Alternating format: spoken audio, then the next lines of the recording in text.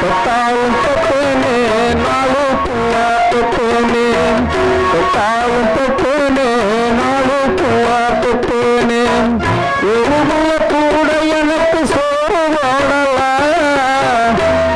நான் ஓடி ஆடி சம்பாதிக்க என்னால் முடியல நான் ஓடி ஆடி சம்பாதிக்க என்னால் முடியல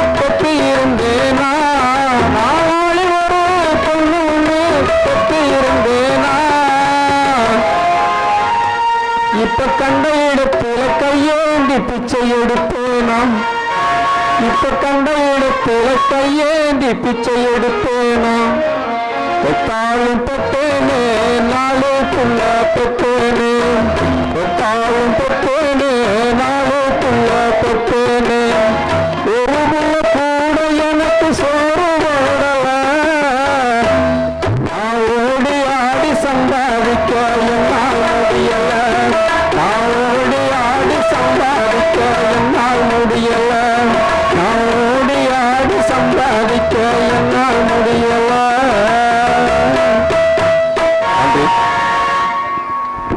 நன்றி நன்றி ஐயா நன்றி ஐயா. எனக்கு கண்ணதாசன் பிடித்த பாட்டில் படித்த பாட்டில் பிடித்த பாட்டு அண்ணன் என்னடா தம்பி என்னடா அவசரமான உலகத்திலே ஆசை கொள்வதில் அர்த்தம் என்னடா காசில்லாதவன் குடும்பத்திலே.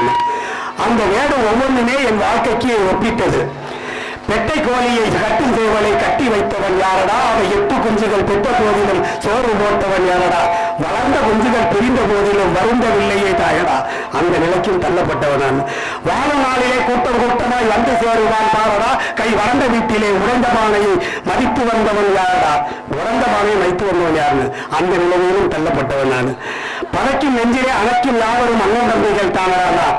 அது மாதிரி எந்த நேரத்தில் எனக்கு அனைத்து அனுசரணையா இருக்காங்களோ தமிழ் பேரவை தலைவர் ஐயா முருகராஜ் அவர்களும் அன்றையிலிருந்து என்ன பேச்சு திறனையும் என்னுடைய அவை குச்சத்தில் அந்த அணைக்கும் திறன் இன்னமும் அவர்கிட்ட இருக்கு.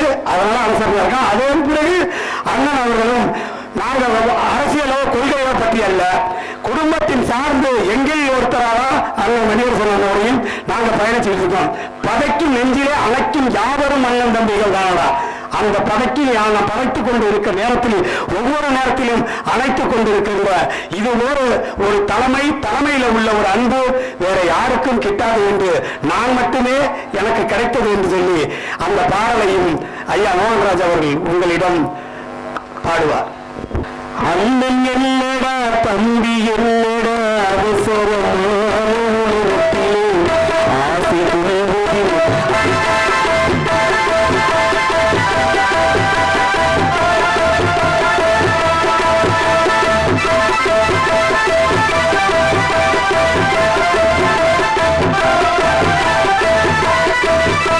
பல ஆண்டுகளாக என்னுடைய கனவு திட்டமான ஒரு சாமானியனின் சரித்திரத்தை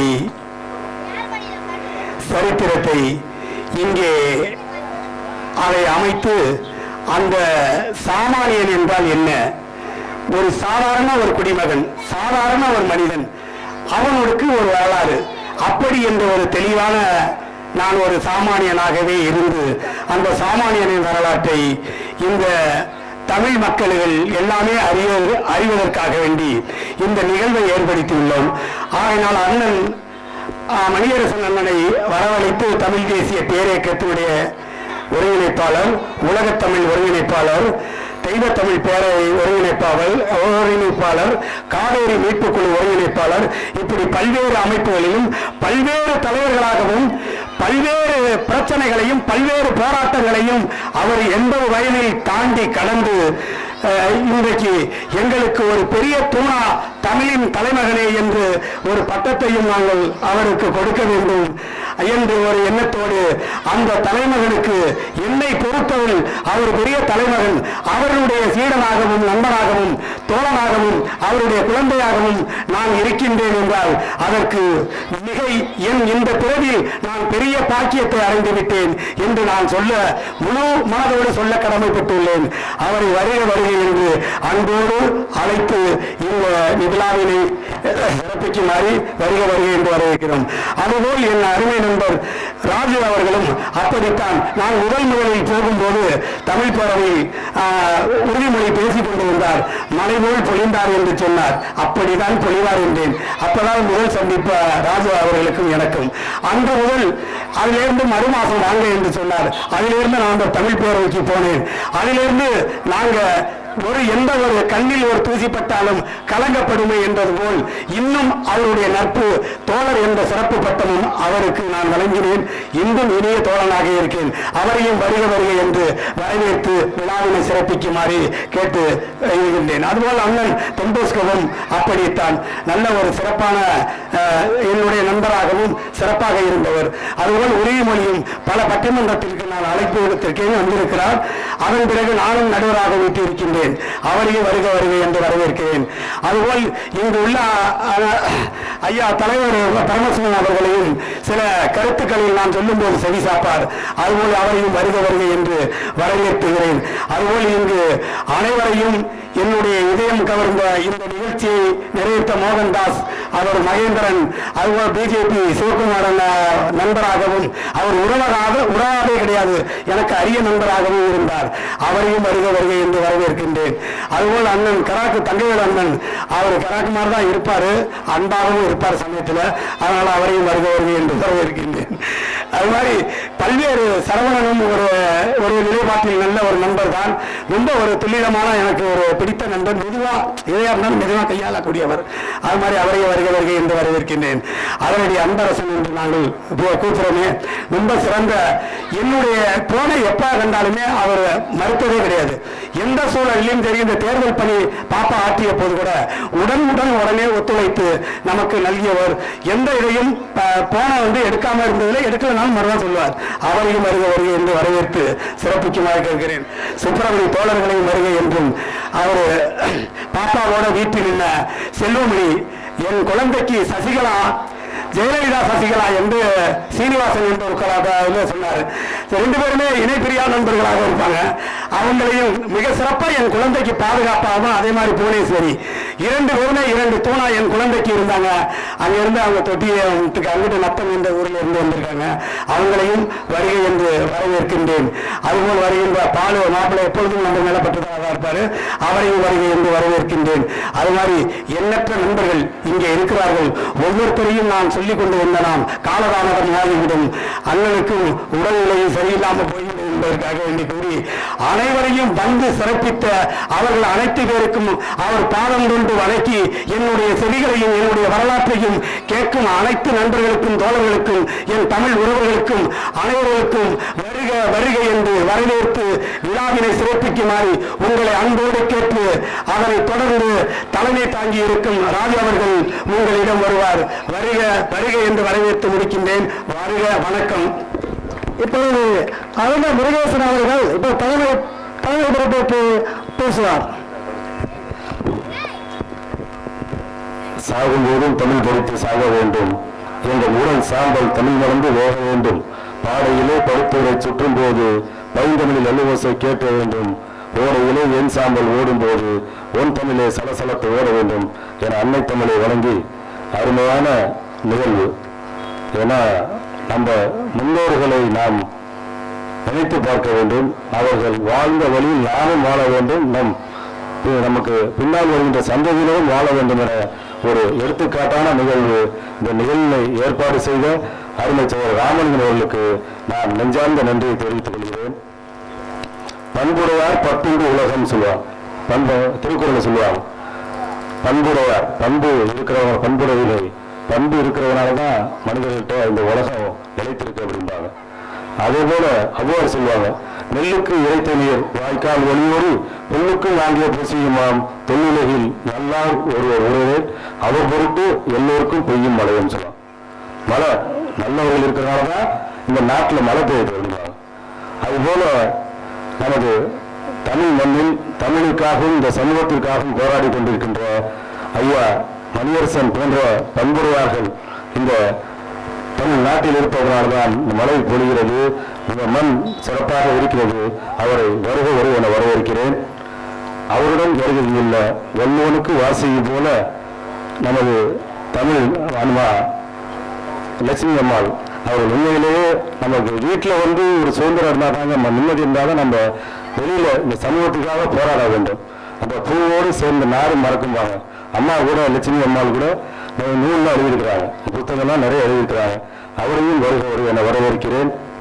அத்துடன் இந்த விழாவினை சிறப்பாக நடத்த உறுதியாக உள்ள நம்ம மேலான ஊராட்சி மன்ற தலைவர் அண்ணன் பரமசிவம் அவர்களையும், எங்களுடன் வருகை புரிந்துள்ள எங்களது தமிழ் பேரவையின் பொதுச் செயலாளர்கள் அண்ணன் போஸ்கோ அவர்களையும், ஐயா உறுதிமொழி அவர்களையும், எங்களது தமிழ் பேரவையின் பாடகர் தம்பி மோகன்ராஜ் அவர்களையும், அறிஞர் எங்களது தமிழ் பேரவையில் அஞ்சா அருந்தோண்டன் என்ற விருது பெற்ற பெருமைக்குரிய அண்ணன் சிவகுமார் அவர்களையும், அருமை சகோதரர் சுப்பிரமணியன் அவர்களையும், ஐயா தமிழ்வழி கல்வி இயக்கத்தின் மாவட்ட தலைவர் ஐயா திருஞானம் தோட்டக்கார் திருஞானம் அவர்களையும், தம்பி வழக்கறிஞர் ஹக்கீம் அவர்களையும், ஏனைய இந்த நிகழ்விற்கு உறுதுணையாக உள்ள ஆசிரியர் நடுக்கவர் மகேந்திரன் அவர்களையும் ஒவ்வொருத்தரையும் தெரியும். ஏன்னா எங்க அப்பா வழக்கறிஞர் ரங்கராஜன் வந்து இந்த ஊர்ல எல்லாரையும் தெரியும், வீட்டுக்கு வீடு எல்லாரையும் தெரியும்.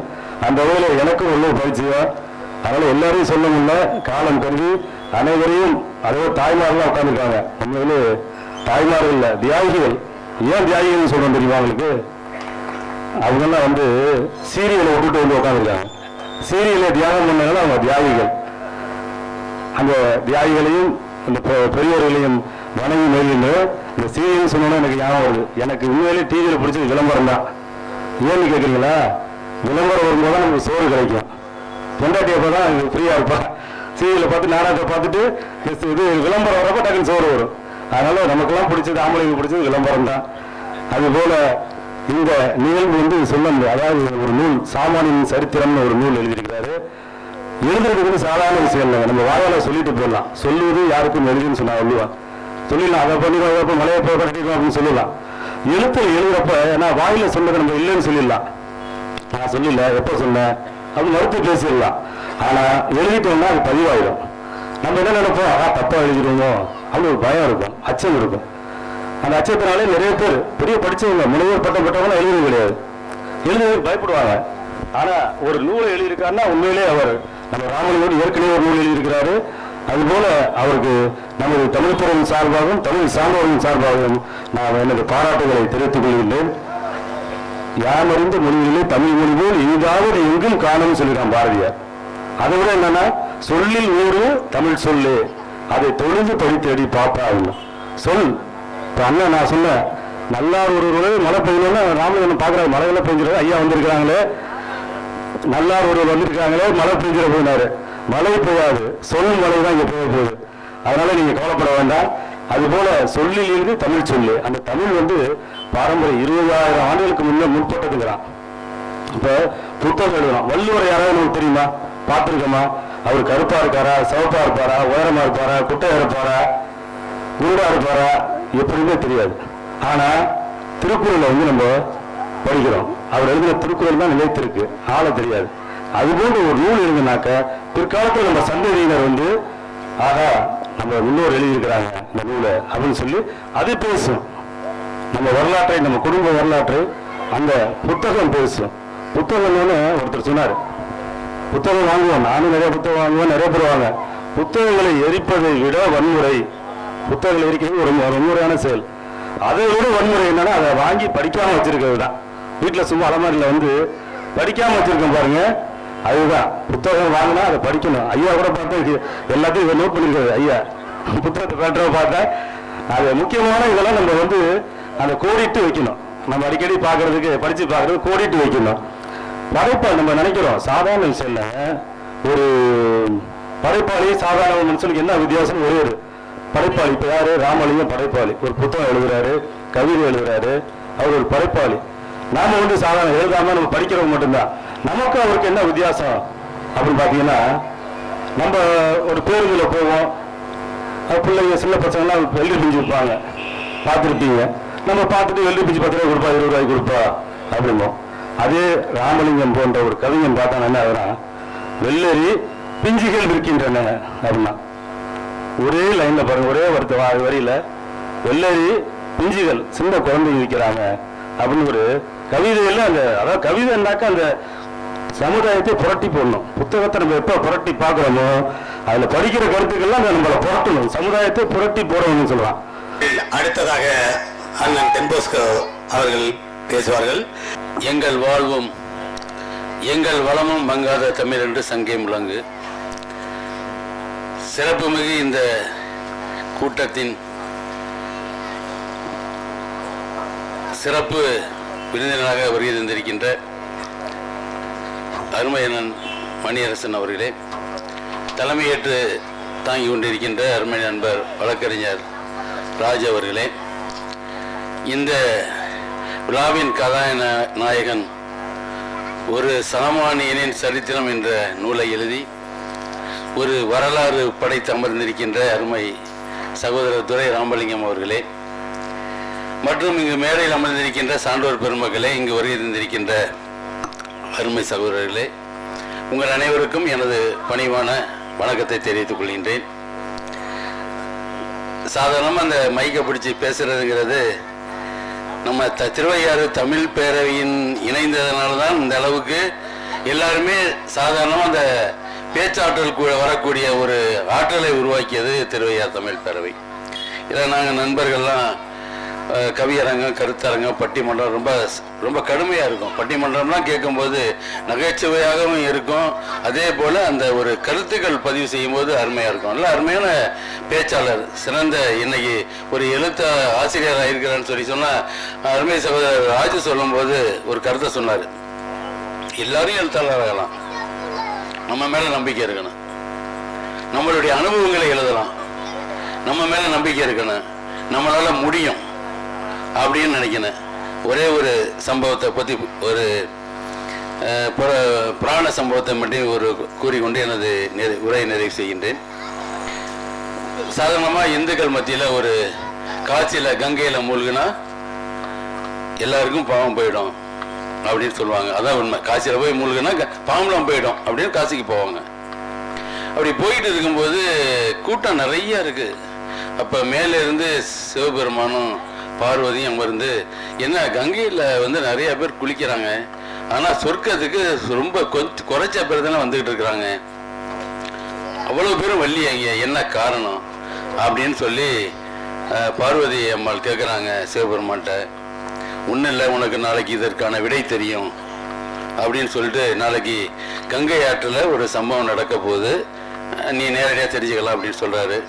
மைக்கா நாள் கங்கை ஆற்றில் ஒரு சம்பவம் நடக்குது. என்னன்னு சொன்னால், ஒரு வயசான பாட்டியும் ஒரு வயசான தாத்தாவும் கங்கை ஆற்று ஓரமாக இருக்கிறாங்க. தாத்தா குளிக்கிறதுக்கு இறங்குறாரு. இப்போ பாட்டி சொல்கிறாங்க, நீ ஜாக்கிரதையா இறங்குங்க, ஆற்றுல அடித்து தண்ணி அடிச்சுட்டு போயிடும் உங்களை அப்படின்னு சொல்லும்போது, தாத்தா இறங்கி குளிக்க போகிறாரு, மடுவில் மூழ்கிறாரு. உடனே இந்த பாட்டியம்மா கத்துறாங்க, ஐயோ என்னுடைய கணவர் ஆத்தோட போகிறாரு, யாராச்சும் வந்து காப்பாற்றுங்க, யாராச்சும் வந்து காப்பாற்றுங்க அப்படின்னு சொல்லும்போது எல்லாருமே முண்டி அடிச்சுட்டு வர்றாங்க. வந்து அந்த இடத்துல நிற்கும்போது அந்த பாட்டி சொல்கிறாங்க, ஒன்றில் அவசரப்பட்டு நான் என்னுடைய பேச்சை கேட்டுங்க, இதில் வந்து யாரும் பாவம் செய்யாத ஆளோ அவங்க வந்து அவங்க தான் அவரை காப்பாற்ற முடியும். பாவம் செஞ்சவங்க போய் நீங்கள் காப்பாற்றினீங்கன்னா உங்கள் தலை சுக்குநூறாக வெடிச்சு போயிடும் அப்படின்னு சொல்கிறாங்க. எல்லாருமே வந்தவங்க அப்படியே நின்று போயிடுறாங்க. கூட்டத்திலேருந்து ஒருத்தன் திடீர்னு ஆற்றுல குதிக்கிறான். குதித்த உடனே அப்படியே அவருடைய தலைமுடியை பிடிச்சி இழுத்துட்டு வந்து கரையில் ஒன்றாந்து சேர்த்துடுறான். அப்போ கேட்குறாங்க, ஏன் என்ன இவ்வளோ பேர் நிற்கிறாங்க, நீ என்ன பாவம் செய்யாதவனா, நீ என்ன பாவமே செய்யலையா, அது எப்படி உனக்கு அவ்வளோ ஒரு துணிச்சல் வந்தது, எப்படி நீ கங்கையில் போய் நீ அவ்வளோ குதிச்சு நீ தூக்கிட்டு வந்த அப்படின்னு கேட்கும் பொழுது அப்போ அவன் சொல்கிறான், பாவம் செய்தவர்கள் கங்கையில் மூழ்கினால் பாவம் போகும் அப்படின்னு நான் நம்பினேன். என்னுடைய நம்பிக்கை வீண் போகலை. நீங்கள் எல்லாரும் பயந்தீங்க, நான் கங்கையில் மூழ்கின உன்னையுமே என்னுடைய பாவம் போயிடுச்சு, அதனால அவரை தூக்கிட்டு வந்து கரையில் சேர்த்தேன் அப்படின்னு சொல்லும்போது அப்போதான் அந்த கிழவனும் கிழவியாக இருக்கிறவங்க, பாட்டியும் தாத்தனும் இருக்கிறவங்க யாருன்னாக்க சிவபெருமானும் பார்வதி அம்மாளும். அப்போ உனக்கு புரியுதா, கங்கையில் குளிக்கிற யாரும் தன்னம்பிக்கை இல்லை, விசுவாசம் இல்லை, கடமைக்கு வந்து கங்கையில் குளிச்சுட்டு போயிட்டு இருக்கிறாங்க. அதனால தன்னம்பிக்கை உள்ள யாரோ அவர்களே சொர்க்கத்திற்கு வரக்கூடியவர்கள். அதுபோல தன்னம்பிக்கை நிறைந்த ஒரு மாமனிதனாக இங்க வளர்ப்பகுடியில நம்மளால முடியும். ஒரு விவசாய குடும்பத்தை சேர்ந்தவர், ஒரு சாதாரண ஒரு வரவு செலவு செய்கின்ற ஒருவர் வந்து நம்மளால புத்தகம் எழுத முடியும், நம்மளால இதை சாதிக்க முடியும் என்கிற தன்னம்பிக்கை இருந்ததுனால இன்னைக்கு ஒரு பெரிய சிறப்புமிக்கு இந்த ஒரு விழாவை நடத்தி அவரை பாராட்டக்கூடிய அளவுக்கு நாம் அமர்ந்திருக்கின்றோம். ஆகவே இந்த சரித்திர மன்னனுக்கு உங்கள் அனைவரின் சார்பாகவும் எங்களுடைய தமிழ் பேரவையின் சார்பாகவும் திருவையாறு பேரூராட்சி நிர்வாகத்தின் சார்பாகவும் வாழ்த்துக்களை தெரிவிப்பதில் பெருமகிழ்ச்சி அடைகின்றேன். நன்றி, வணக்கம். இந்த முப்பெரும் விழாவிற்கு என்னை பேச அழைத்ததற்கு அனுமதி வழங்கிய மாமா ராமலிங்கம் அவர்களுக்கு முதற்க நன்றியை தெரிவித்துக் கொள்கின்றேன். அவர் இந்த நிலையை எட்டுவதற்கு எவ்வளவு கஷ்டப்பட்டிருக்கிறார் என்று அவரோடு நெருங்கிய பழகுவர்களுக்கு தான் தெரியும். எத்தனையோ ஏச்சுக்கும் பேச்சுக்கும் இந்த ஊரில் அவர், ஆனால் ஊர் வெளியூரில் இருந்தாலும் அவர் உள்ளூரில் வந்து அவருக்கு வந்து அவரை ஒரு இதாக நினைப்பாங்க. ஆனால் அவருடைய அருமை வெளியில் உள்ளவங்களுக்கு தான் தெரியும். ஏன்னா நம்ம உறுதிமொழி கோவிந்தராசு மாதிரி உள்ளவங்களுக்கு தான் தெரியும். ஆனால் அவர் வந்து இந்த மாதிரி அந்த நிலைமை அடைஞ்சதை நம்ம பார்க்கும் பொழுது அவர் அடைந்த ஒரு வெற்றிக்கு இது ஒரு மிகப்பெரிய ஒரு பாராட்டு. அவர் நூல் எழுதுவாரா, அவளை திறமை இருக்கா, இன்னைக்கு சான்றோர் இவங்கெல்லாம் இருக்கிறாங்கன்னா அவங்களுக்கு முன்னாடி ஒரு நூலை வெளியிடுறாருன்னா அவளை திறமை இல்லைன்னா அவங்களாம் வரமாட்டாங்க. என்னமோ எழுதுறேன், என்ன நம்மளை கூப்பிட்றாயா, இது நாளைக்கு நம்மளுக்கு கெட்ட பேர் ஆகிடும்னு நினைப்பாங்க. சார் சொன்னாங்க கங்கையை பற்றி எல்லாம். இதெல்லாம் பார்க்கும்பொழுது நம்ம ராமலிங்கத்தினால நம்ம அந்த கதையெல்லாம் கேட்கக்கூடிய ஒரு சூழ்நிலை ஏற்பட்டுச்சு. அதுக்காக நான் பெருமைப்படுகிறேன். இந்த விழாவிற்கு எனக்கு பேச அமைத்தமைக்கு நான் செய்த புண்ணியமாக கருதி சபையில் உள்ள அனைவரையும் வணங்கி வெற்றி பெறுகின்றேன். ஒரு சாமானியனின் சரித்திரம் இந்த நூலை பல நாட்கள் எழுதி வெளியிட இன்று அருமை மாமா ராமலிங்கம் வெளியிடுகிறார். நூல் எழுதுவது அவ்வளவு ஒரு சாதாரண விஷயம் அல்ல. அதை உணர்ந்து தெளிந்து தான் எழுத முடியும். எல்லோரும் எழுதிட முடியாது. நமது ஊரிலிருந்து மாமாவில் இந்த அளவுக்கு ஒரு எழுத்தாற்றல் உள்ளவர் என்பது எனக்கு சமீப காலமாக அவரோட நெருங்கி பழகிறப்ப தான் தெரிஞ்சுது. அந்த நூல் எழுதியமைக்கான மாமாவுக்கு வாழ்த்துக்களையும் நன்றிகளையும் தெரிவித்துக் கொண்டு பேச அழைத்தமைக்கு நன்றி.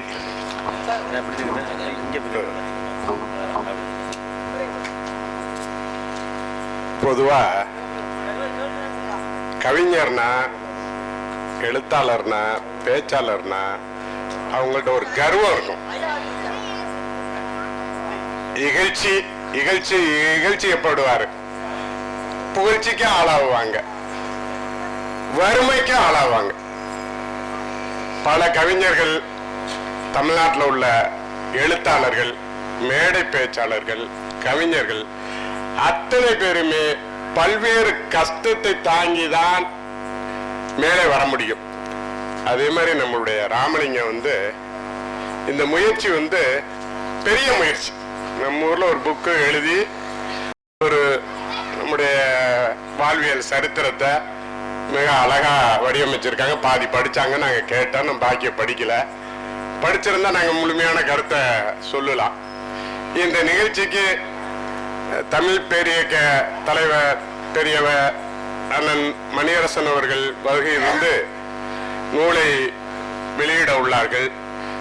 அவருக்கு இந்த கிராமத்தின் சார்பில் என்னுடைய வணக்கத்தினையும் வரவேற்பினையும் தெரிவித்து, அதை போன்று வழக்கறிஞர் ராஜு அவர்களும் திருவியாறு கவுன்சிலர் தென்போஸ்கோ அவர்களும் புலவர் உரிமொழி கோவிந்தராஜ் அவர்களும் இன்னும் ஏனைய சான்றோர் பலர் இங்கே பட்டம் பெறவும் வாழ்த்தவும் வருகை தந்துள்ளார்கள். அவர்களுக்கு என்னுடைய முதற்கண் நன்றியினை தெரிவித்து, ராமலிங்கத்தினுடைய முயற்சி, அவர் எதிர்காலத்தில் எவ்வளவு கஷ்டப்பட்டாலும், பாரதியாரை விட யாரும் கஷ்டப்பட்டிருக்காங்களா? இளமையில அவ்வளவு வறுமைய உள்ளவர், அவ்வளவு வறுமைய கஷ்டத்தை சோதனைய எல்லாத்தையும் தாங்கி தான் அவர் வெளியிட்ட நூல்லாம் இன்னைக்கு பெரிய லெவல்ல நாடு படிச்சுக்கிட்டு இருக்கோம். அதே மாதிரி ராமலிங்கத்தினுடைய பேச்சும் எழுத்தும் ஆற்றலும் ஒரு காலத்தில் இந்த கிராமத்திற்கு புகழை சேர்க்கும் என்று வாழ்த்தி தந்த வாய்ப்புக்கு நன்றி கூறி விடைபெறுகிறேன். நன்றி, வணக்கம். பால் மாப்பிள்ளை அவர்கள் சிற்றுரையாக நிகழ்த்துவார். மண்ணை தோண்டினாலே, இந்த ஊர் மண்ணை தோண்டினாலே தண்ணி வரும். ராமலிங்கத்துடைய மனதை தோண்டினாலே தன்னம்பிக்கை வளரும். அந்த தன்னம்பிக்கை தான் இன்னைக்கு அவரை உயர்த்தி கொண்டிருக்கு. அவர் சாமானியர் என்று எல்லாம் நினைத்து கொண்டு இருக்கிறார்கள். அவர் சாமானியவர்கள் இல்லை, அவர் ஒரு சரித்திரம் படைக்க போறார். இன்னைக்கு அவருக்கு ஒரு பட்டப்பேர் இருக்கு, ஆனா துரை ராமலிங்கம் தான் தெரியும். ஆனா சில பேருக்கு கிராமத்துல அவரை பாராதி ராமலிங்கம் தான் தெரியும்.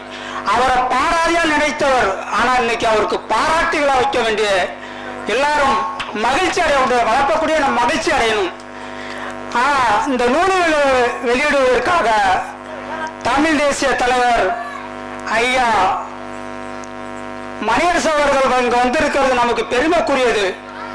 அவருடைய உரையை கேட்கணும் என்றால் ஒவ்வொரு தமிழனும் ஆணித்தரமா அவர் உரையை கேட்டா தமிழை இப்படிதான் வாழ வேண்டும் என்பதற்கு ஒரு உதாரணமாக இருக்கக்கூடிய ஒரு ஐயா அவர்கள் இங்க வந்திருக்கார். நீங்க அனைவரும் அவருடைய பேச்சை கேட்க வேண்டும். ராமலிங்கம் மீண்டும் மீண்டும் அவர் பல புக்குகளை எழுத வேண்டும், புஸ்தகங்களை எழுத வேண்டும். விமர்சனம் இருக்கிறதும் செய்யும். விமர்சனத்தை கண்டு நம்ம அஞ்சக்கூடாது. அந்த விமர்சனமே நம்ம எடுத்துக்கொண்ட அதே ஒரு நோக்கமாக அந்த விமர்சனமே ஒரு கவிதை எழுதலாம். அதுதான் உங்க நோக்கமாக இருக்க வேண்டும் என்று சொல்லி நான் தந்த வாய்ப்பு விடுவது. நன்றி, வணக்கம். பல்தசாகர் என்பவர் சில சிற்றுரையாக நிறைய மரத்தை அங்க குணலையில கிட்டத்தட்ட ஒரு 25 கிலோமீட்டருக்கு சுற்று வட்டாரத்தில் அவருக்கு மரம் வச்சு ஒரு டேங்கர் லாரி 3000 ரூபா, மாசத்துக்கு 3 திருப்பு தண்ணி ஊத்துறாரு. மிக சிறந்தவர். அவருக்கு நாங்கள் பரிசீலிச்சிருக்கோம். பசுமை நாயகன் என்று சிற்றுரையாற்றுவார். வருக, உமது கருத்துக்களை தருக. அனைவருக்கும் வணக்கம். நான் திருச்சி மாவட்டம் மணச்சூர் தொகுதி கொடலை கிராமத்திலேருந்து இருக்கேன். எங்கள் தொகுதி வேட்பாளர் ஐயாவுடைய மகள் தேன்மொழி அவர்கள் தான் இருந்தாங்க. அவங்களுக்கு 2 மாதத்துக்கு என்னுடைய வீட்டில் தங்குறதுக்கு வேண்டிய ஏற்பாடு நான் பண்ணியிருந்தேன். மிக அன்பாக பழகியிருந்தவர், மிக பாதுகாப்போடு அதை அவங்க இதுக்கு தேர்தல் பரப்புரைக்கு போகும்போதெல்லாம் என்னால் முடிஞ்சளவு அவங்களுக்கு நான் கூட மாட போய் அவங்களோட தேர்தல் பிரச்சாரத்தில் நான் கலந்துருக்கிறேன். மிக்க மகிழ்ச்சி. ஒரு சில நேரத்தில் ஐயாவை நேராக வீட்டுக்கு வந்திருந்தார அவரோட பேசியிருக்கிறேன். எனக்கு ரொம்ப சந்தோஷமாக இருந்தது. ஏன்னா என்னால் முடிஞ்ச அளவுக்கு இந்த பிள்ளைங்களுக்கும் அவருக்கும் நான் நன்றியை தெரிவிச்சுக்கிறேன். என்ன சிறப்பிச்சவருக்கு ஐயாவுடைய மணியரசன் அவர்களை அடிக்கடி நான் டச் ஃபோனில் நான் போய் அவருடைய பேச்சை கேட்டிருக்கேன். என்ன ரொம்ப மகிழ்ச்சியாக இருக்கு. ஏன்னா எங்களை அழைச்சதுக்கு ரொம்ப சந்தோஷம். வாழ்த்துக்கள், அனைவருக்கும் வாழ்த்துக்கள். அரசியலை புகற்றாமல் அழகாக சில கருத்துக்களை பிஜேபி சிவகுமார் அவர்கள் வருவார்கள், கருத்தை சிறிதாக தருவார்கள் என்று நான் நினைக்கின்றேன். வருக வருக, எமது கருத்தை மட்டுமே இங்கு தருக. விழாவினுடைய தலைவர் அருமை சகோதரர் ஆர்.எம். ராஜு அவர்களே, என்னுடைய மாப்பிள்ளை இங்கே வரும்போதே அரசியல் இல்லாமல் பேசணும்னு சொன்னார். அரசியல் இல்லை என்று சொன்னால் இன்றைக்கு ஒரு பொழுதும் ஒரு நிமிஷம் கூட இயங்காதுங்கிற நிலைமைக்கு தள்ளப்பட்டு போயிருக்கு. குறிப்பா இங்க வந்திருக்கிற பெரியவர் ஐயா முனியரசன் ஐயா அவர்களுடைய பேச்சை மொழியாலும் இனத்தாலும் உள்ள கூட்டங்களிலே நாங்கள் சேருகிற நேரத்திலே கேட்கின்ற வாய்ப்புகளை பெற்றிருக்கின்றேன். முள்ளிவாய்க்கால் முற்றமாக இருக்கட்டும். ஏன்னா இன்னைக்கு அருமையண்ணன் பொன் ராதாகிருஷ்ணன் அவங்களும் கலந்துட்டு பேசினாங்க. அவர் வேணா அவருக்கு சாமானியன்னு வேணா தன்னுடைய அவை அடக்கத்தோடு அவர் தெரிவித்துக் கொண்டிருக்கலாம். ஒரு சரித்திர நிகழ்வினுடைய அடிப்படையில் வந்தவர் தான் அவர். சும்மா சாதாரண ஒரு சாமானியன்னு சொல்லிட்டு போனார். தியாகி தங்கவேலோ, தியாகி ராதாகிருஷ்ணனோ, தியாகி சண்முக வேலாயுதமோ சம்பந்தமோ என்ன இல்லைன்னு சொன்னா அவருடைய சரித்திரம் நீ சாமானியன் சுருக்கி வச்சிருக்கலாம் வேணும்னா. இங்க எங்க அரசியல் சொல்ல முடியாம இருக்க முடியும். இங்க இருக்கக்கூடிய என்னுடைய அத்தை ராசு அவர்களை பற்றி கிட்டத்தட்ட 1987-88 வாக்கில் ஒரு நேரத்தில் நம்ம பூதலூர்ல ஆறுமுகசாமி தென்கொண்டார் ஐயா அவர்களை போய் பார்த்தேன். ஏன்னா அப்ப அந்த 88-89 வாக்கில் சிவாஜி கணேசனுடைய தமிழக முன்னேற்ற முன்னணி. இப்ப நான் அரசியல் சொல்லாம இருக்க முடியுமா? அவர் விஜயகுமார் என்னோட இருந்தார். அப்ப ஆறுமுகசாமி தென்கொண்டார் ஐயா அவர்கள்ட்ட பேசிட்டு இருந்தப்ப எங்க இருந்து வந்துறீங்க? திருப்பந்தூர்ஜில இருந்து. இப்ப திருப்பந்தூர்ஜின்னு சொன்னாக்க வரிசையா வந்துடுறாங்கல்ல, எங்க இருந்து வந்தீங்க? அப்ப சொல்றாங்க அங்கம்மா ராசு நாங்கெல்லாம் தலைமுறை வாழ்க்கையா அந்த நடுப்படுகையில கீழே திருப்பந்தியுடைய நடுப்படுகை காட்டுக்குள்ள அங்க உள்ள நாங்க தங்கி இருப்போம். ஒரு பேப்பர் அப்பெல்லாம் எழுத்து வடிவமா தான் பேப்பர்களை நாங்க அனுப்பிச்சு செய்திகளை குறிப்புகள் அனுப்புவோம். அப்ப பாத்தீங்கன்னா சின்ன பிள்ளையா அந்த ராசு அங்கம்மா இவங்கெல்லாம் காஃபி கொண்டாந்து கொடுப்பாங்க. இப்படி அந்த நிகழ்வுகள்லாம் சொன்னார். அன்றைக்கு அவர்கள் போராட்ட களத்தில் இல்லை என்று சொன்னால் இந்த அரசியலை ஆண்ட மரபு வழின்னு ஒண்ணு இருக்குல்ல, இன்னைக்கு இந்த சிந்தனைகள் இல்லாம போயிருக்கும். ஆனா ஒண்ணே ஒண்ணு, ராமலிங்கத்தை பொறுத்த அளவுல உள்ளதை சொல்லிவிட்டு ஒவ்வொருத்தருமே வந்தாலும் வாங்கி கட்டி கொள்ள தயாராக உள்ள தென்பானவர். எங்களால அது முடியாது. புரிஞ்சுங்களா?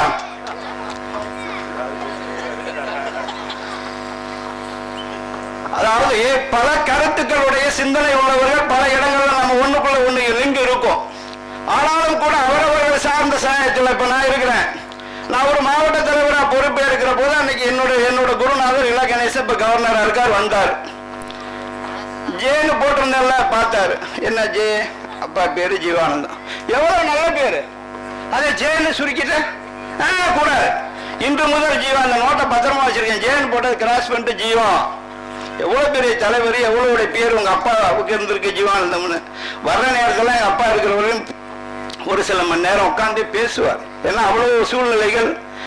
அப்படிப்பட்ட இந்த வளப்பக்குடி கிராமத்துல அருமை சொல்வார். இப்ப அவரே சொல்வார், இப்ப அவங்க பெரியப்பாவோட போட்டோ கொடு, அதை கொடு, இதை கொடு, அவங்க போட்டா போடணும், இவங்க போட்டா போடணும்.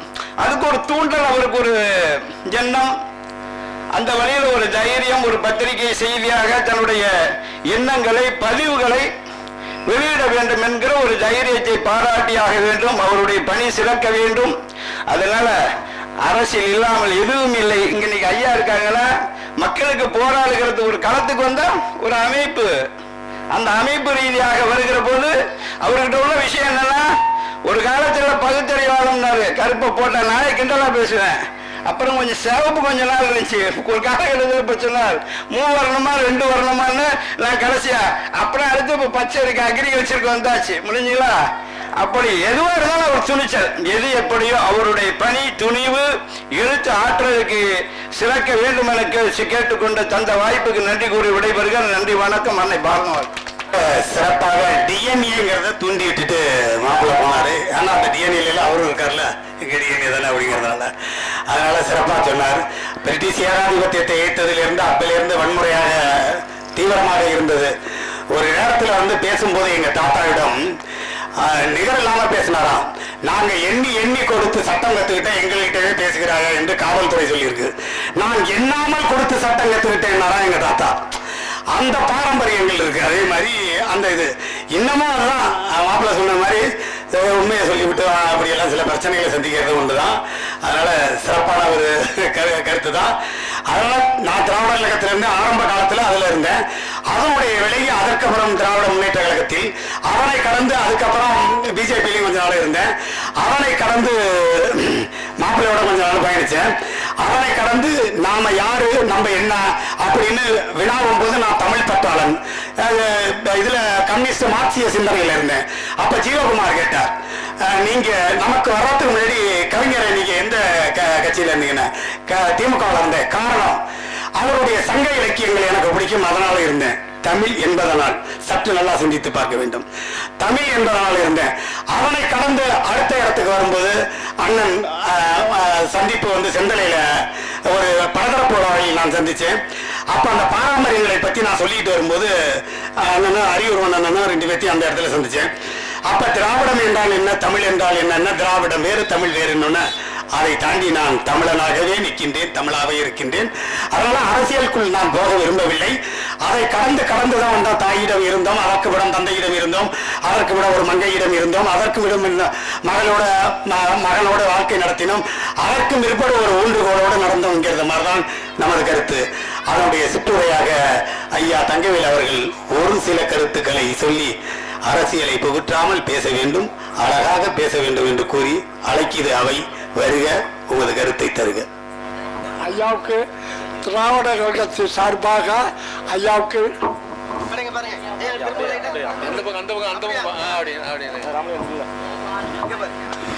எல்லா பேரும் தாயை இறந்துட்டா தவப்பை இறந்துட்டா தவசம் கொடுப்பாங்க.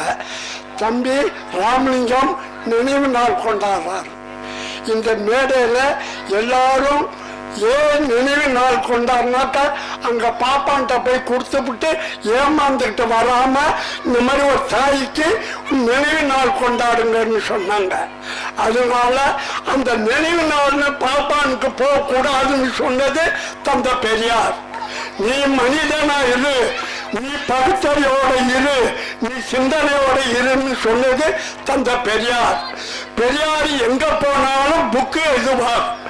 ஏன் புக்கு எழுதுவார்னா, நான் இறந்து விட்டாலும் அந்த புக்கை படியுங்க நீ சொல்லுவார். அது மாதிரி தம்பி ராமலிங்கம் இறந்துட்டாலும் புக்கும் மறையாது. எத்தனை காலத்துக்கு இருந்தாலும் புக்கு மறையாது. எல்லாரும் மறைகிறது. சிங்கம் இருக்கு, சிங்கத்தின் கீழே அத்தனையும் மிருகங்கள் இருக்கு. அதுக்கு சரித்திரம் உண்டா? மனிதனுக்கு மட்டும்தான் சரித்திரம் உண்டு. அந்த சரித்திரம் படித்தது ராமலிங்கம் தம்பி. அதை பாராட்டுறோம். திராவிடம் தமிழ் தமிழ்னு சொல்றாங்க. நாங்கள் எல்லாரும் தமிழ் தான். ஆனா திராவிடம்னா என்ன, தமிழ் என்ன, அதை தான் சிந்திக்கணும். திராவிடம் எல்லாத்துக்கும் கிடைக்கணும், தமிழுக்கு மட்டும்தான், தமிழனுக்கு மட்டும்தான் கிடைக்கணும் சொல்லி வாதாடுறாங்க. எனக்கு கொடுத்த வாய்ப்புக்கு நன்றி. வாழ்க பெரியார், வாழ்க பகுத்தறிவு. மிக்க நன்றி. அடுத்ததாக சிற்றுரையாக அண்ணன் உறுதிமொழி அவர்கள் உரையாற்றுவார். அமிழ்திலும் இனிய தமிழ் மொழிக்கும் ஈன்ற அன்னைக்கும் தந்தைக்கும் நல்லறிவூட்டி ஆசானுக்கும் நற்றலைவன் வாழ் அறிவனுக்கும் என்னுடைய முதற்கண் வணக்கத்தை தெரிவித்துக் கொள்கிறேன். அவையிலே அமர்ந்திருக்கின்ற இனியவர்களுக்கெல்லாம் என்னுடைய வணக்கத்தை தெரிவித்துக் கொள்கிறேன். எதிரிலே அமர்ந்திருக்கின்ற இனியவர்களுக்கெல்லாம் என்னுடைய வணக்கத்தை தெரிவித்துக் கொள்கின்றேன். எனக்கு முன்னே உரையாற்றி சென்ற இனியவர்களுக்கெல்லாம் மனமார்ந்த வணக்கத்தை தெரிவித்துக் கொள்கிறேன். அன்பிற்குரியவர்களே, ஐயாவினுடைய துணைவியார் வருகை புரிந்திருக்கிறார்கள். அவர்களுக்கும் யார் வணக்கத்தை தெரிவித்துக் கொள்வதிலே மகிழ்ச்சி கொள்ளுகின்றோம்.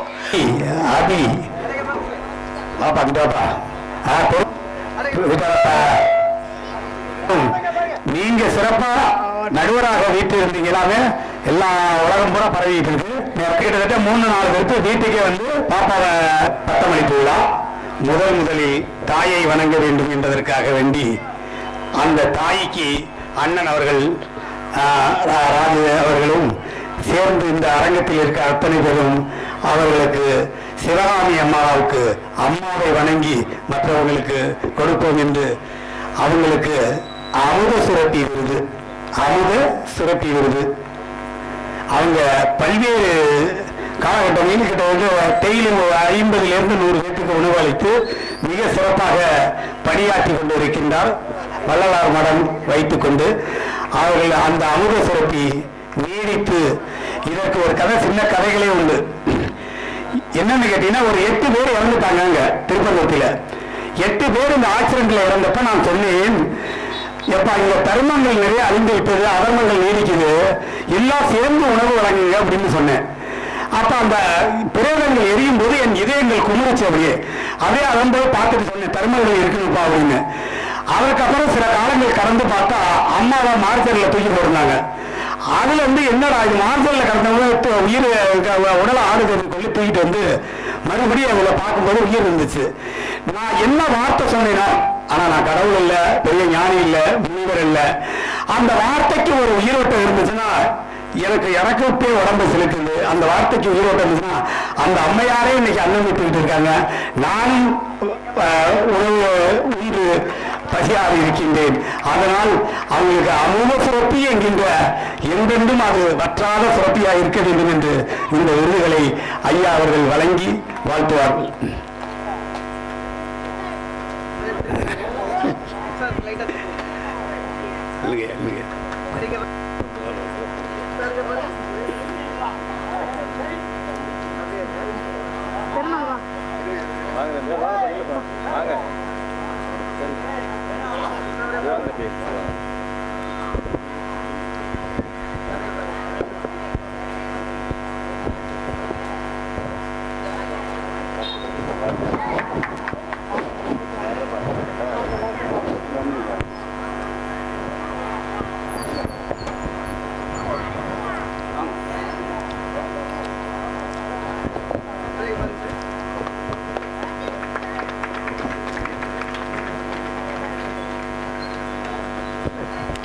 அடுத்ததாக ஏற்கனவே சொன்னது போல் பசுமை நாயகன் விருதை அவர் வாரி ஒரு தொண்டு செய்வதற்கு யாரும் அதிகமாக இல்லை.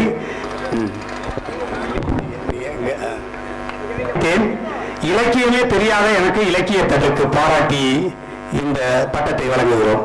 ஒருத்தர் சென்னையிலே திருமணமா, அதனால தமிழ் தாயின் தலைமகன், தன்மானம் காக்கும் குலமகன் என்ற மிகப்பெரிய இந்த தன்மானன் தமிழையும் தன்மானத்தையும் காத்த சிறப்பு பட்டங்களை எங்களுடன் விரும்பாம அண்ணன் கொள்கிறார். ஆனால் நான் விருப்பத்தோடு தருகிறேன், மறுக்காமல் பெற்றுக்கொள்ளவும் என்று கூறி தமிழ்தாயின் தலைமகன், தன்மானம் காக்கும் குலமகன் பட்டம் பெறுகிறார். வாழ்த்துக்கள்.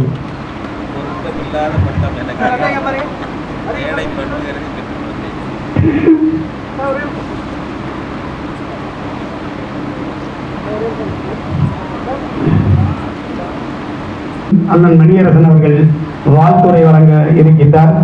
வாருங்கள், இந்த அரங்கம் அழைக்கின்றது. வாழ்த்துங்கள்.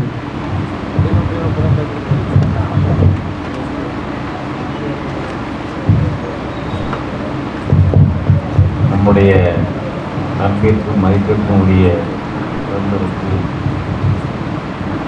உடன்பிறப்புக்கு உடன்பிறப்பு, தோழருக்கு தோழர் துரை ராமலிங்கம் அவர்களுடைய நூல் வெளியீட்டு விழாவும் அவருடைய பணிகளுக்கான பாராட்டு விழாவும் இங்கே நடைபெற்றுக் கொண்டிருக்கிறது.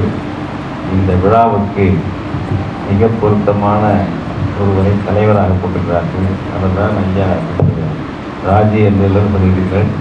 முருகராஜ் இமேபியன் வழக்கறிஞர், அவருடைய தந்தையார் லிங்கராஜன் மற்றும் வழக்கறிஞர்,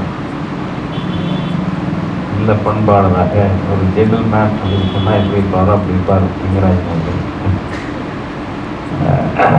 அப்படி இங்கே தமிழ் பேரவையை திருவையாற்றிலே நீண்ட நெடுங்காலமாக நடத்தி கொண்டிருக்கிறது. அந்த பட்டறையில் உருவான ஒரு வாழ்தான் நம்முடைய ராமலிங்கம் அவர்கள்.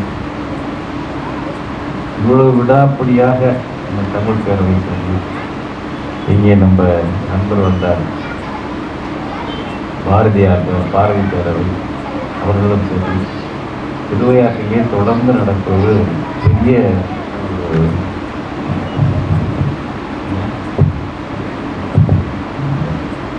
அது பெரிய கொடுப்பினை என்று சொல்ல நமக்கெல்லாம் பக்கத்து ஊர்காரங்களுக்கு எல்லாமே. ஏன்னால் விடாமுயற்சியோடு தொடர்ந்து நடத்துகிறார்கள். செய்திகள் வந்து கொண்டிருக்கின்றன. அதிலிருந்து பல கருத்துக்கள் மரபுகின்றன. அப்படிப்பட்ட சான்றோர்கள், பெரியோர்கள், வளர்ப்பக்கூடிய பெருமக்கள் மூத்தவர்கள், அனைத்து கட்சிகளையும் சேர்ந்த பெரியவர்கள், இசை நிகழ்ச்சி நடத்தக்கூடிய அருமை கலைஞர்கள் எல்லாருமாக சேர்ந்த இந்த விழா என்பது ஒரு நூல் வெளியீட்டு விழா என்பது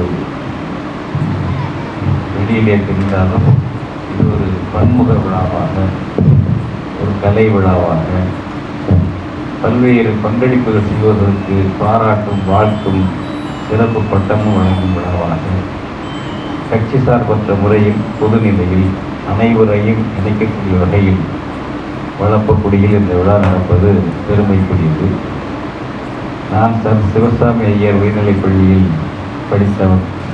பிள்ளையை தங்கி எங்கள் ஊர் தெங்கிவிட்டி பக்கத்தில் ஆச்சாம்பட்டி, இங்கேயே பட்டியலிட்டார் மாநில அறை எடுத்து ஒரு உணவகத்தை சாப்பிட்டு நானும் உங்களோட மாமாவையும் நண்பர்களும் படித்தோம். அப்பொழுதெல்லாம் இந்த வளப்பக்குடி சாலையில் வந்து தான் குடமுருட்டியில் குளிப்போம் அல்லது காவிரியில் குளிப்போம். அந்த வளப்பக்குடி என்பது சிறு பருவத்திலிருந்து 8ஆம் வகுப்பிலிருந்து நான் பிள்ளையில் படித்தேன். 8ஆம் வகுப்பிலிருந்து 11ஆம் வகுப்பு வரை தூக்கணாம்பாளையம் என்ற பழைய பேர். வளப்பக்குடி என்பது இன்னும் பொருத்தமான பேர். வளம் நிறைந்த ஊர், இந்த மண்ணும் சோலையும். இங்கே இருக்கின்ற மக்கள் உழைப்பாளிகள், கடுமையான உழைப்பாளிகள்.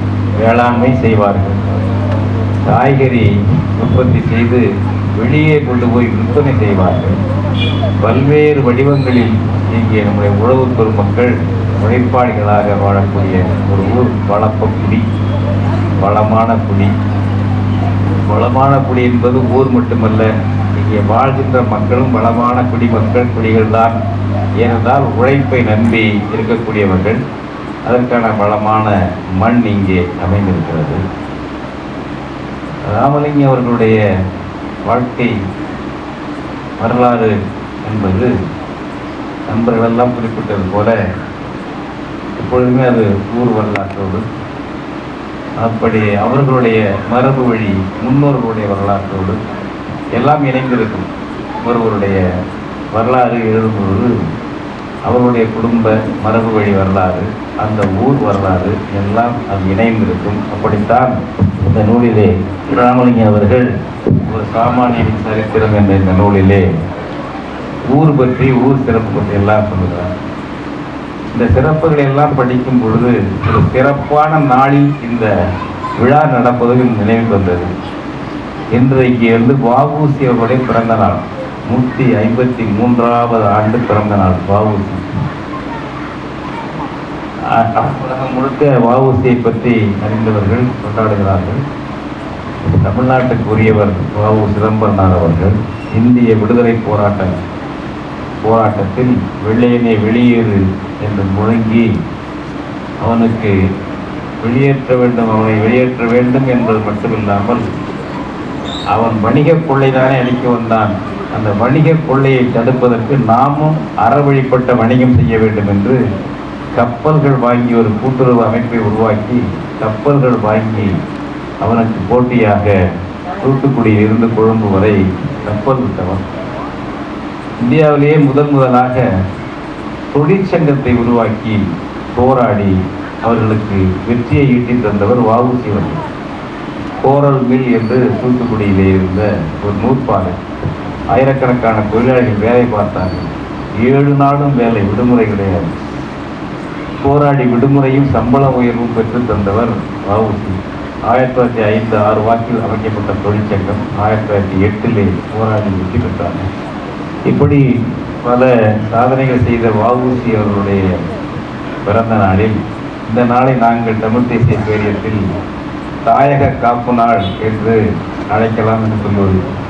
ஏனென்றால் தாய்மண்ணை அயலான் ஆக்கிரமித்திருக்கும் பொழுது அந்த அயலானை விரட்டி அடிப்பதற்காக போராடி இரட்டை ஆயுள் தண்டனை, அதாவது 40 ஆண்டு சிறை தண்டனை பெற்றவர்.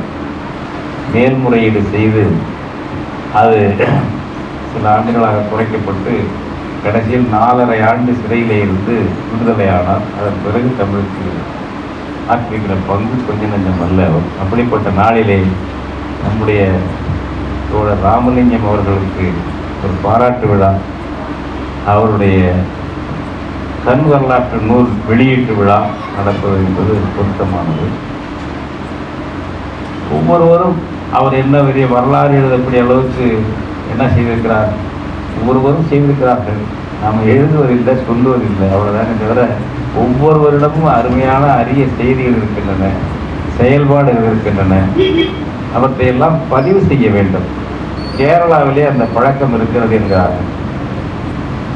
அது அந்த பகுதி தலைவராக இருந்தால் கூட போதும், கட்சியிலும் சரி கட்சி இல்லாமல் இருந்தாலும் சரி, ஒரு எழுத்தாளராக இருந்தாலும் சரி, அவருடைய வரலாறு என்பது எழுதப்படுகிற பழக்கம் அங்கே இருக்கிறது. அது அந்த பதிவு மிக முக்கியம்.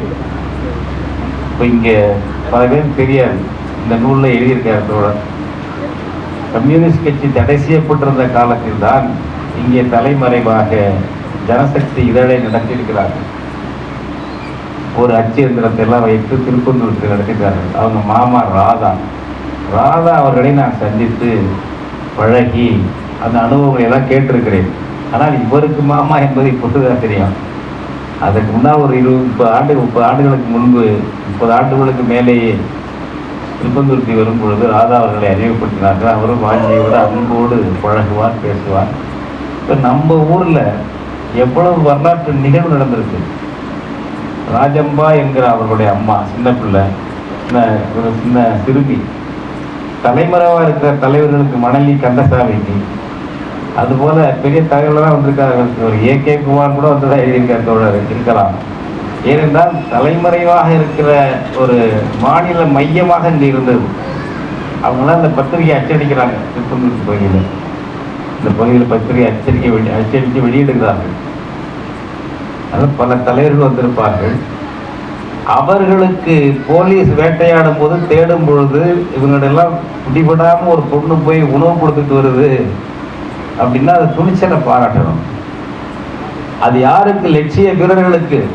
ரஷ்யாவை போல சீனாவை போல ஒரு புரட்சி நடக்கணும், ஒரு சோஷலிச சமூகம் அமைக்கப்பட வேண்டும், ஆணும் பெண்ணும் சமம், மக்கள் அனைவரும் சமம் என்ற சமநீதி, சமூக நீதி வர வேண்டும் என்ற புரட்சியாளர்கள். அவர்களுக்கு நாம் உதவி செய்வது பெரும் தொண்டு என்ற ஒரு சின்ன பிள்ளைக்கு, ஒரு பெண்ணுக்கு, அம்மாவுக்கு, ஒரு சிறுமிக்கு அந்த உணர்வு இருக்கிறது என்றால் அந்த குடும்பத்தினர் ஈடுபட்டதனால், பெரியவர்கள் தடுக்காதனால், ஊக்கப்படுத்துவதனால் இவங்க குடும்பம் இன்னும் அது மாதிரி பல குடும்பங்கள் உதவி இருக்கும். இதை எடுத்து பார்க்கும் பொழுது 1948 தடை செய்யப்பட்ட கட்சியாக கம்யூனிஸ்ட் கட்சி இருந்த காலத்தில், கிட்டத்தட்ட 52 வரைக்கும் தடை செய்யப்பட்ட கட்சியாக இருந்த காலத்தில் இந்த உதவிகளை செய்திருக்கிறார்கள். அப்படி தலைமறைவாக இருந்தும் நாங்கள் நடத்தினோம் என்று கம்யூனிஸ்ட் கட்சி பெருமைப்படும் பொழுது திருப்பந்தூர்த்திக்காரர்களும் வளப்பக்குடிக்காரர்களும் பக்கத்தூர்காரர்களும் பெருமைப்படலாம் அல்லவா? ஒரு வரலாற்று பங்களிப்பை நாங்கள் செலுத்தி இருக்கிறோம். தேடி சோறு நிறந்தென்று பல சின்னஞ்சிறு கதைகள் பேசி பிறர் வாட பல செயல் புரிந்து நரை கூடி பின்படும் கூற்றுக்கு இறையாம் என மாயும் பல வேடிக்கை மனிதரை போல் வீழ்வேன் என்று என்னை நினைத்தாயோ? பாரதி கேட்டா பாருங்க. சும்மா சோறு ஏதோ வேலை செஞ்சேன், சாப்பிட்டோம், வயசாச்சு, மடிஞ்சு போறோம் என்று அந்த மாதிரி வேடிக்கை மனிதரை போல் நான் வீழ்வேன் என்று நினைத்தாயோ என்று பாரதி அரைகூவல் விட்டான் என்றால் அவனுக்கு சொந்த கித்தாப்பா, தற்பெருமையா? அவன் ஒரு எடுத்துக்கொண்டான் இந்திய விடுதலைக்கு பாடுபடுவது, மக்களிடம் கவிதை இலக்கியத்தின் மூலம் விழிப்புணர்ச்சியை உண்டாக்குவது, அந்த ஒரு உறுதியை எடுத்துக்கொண்டான். பொது தொண்டை அதை அழகியலோடு, கவிதையோடு, தமிழ் கவிதையோடு கொண்டு வருவது என்று எடுத்துக்கொண்டான். எனவே அந்த இலட்சியம் என்னவோ, என்னென்ன அதில் சாதிக்க வேண்டுமோ சாதித்து விட்டு தான் நான் சாவேன் என்று உறுதி எடுப்பது என்பது அந்த லட்சிய பிடிப்பு. வேறு எந்த ஆசை, தன்னல ஆசை, விளம்பர மோகம் இதெல்லாம் இல்லாது. காலா இங்கே வாடா, உன்னை என் காலால் மிதிப்பேன் என்கிறான். அது என்ன சாதாரணம்? அதெல்லாம் சரியா எனக்கு தோணும். அவன் உணர்ச்சியை மதிங்க.